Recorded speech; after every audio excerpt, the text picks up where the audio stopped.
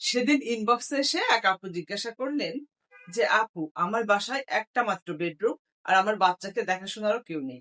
বাচ্চা সারাক্ষণ বিছানায় থাকে, হিসু করে, পানি ফেলে, ভেজা বিছানায় রাতে ঘুমাতে পারি না, আর প্রতিদিন তোশক আর চাদর পরিষ্কার করতে করতে আমার জীবন শেষ।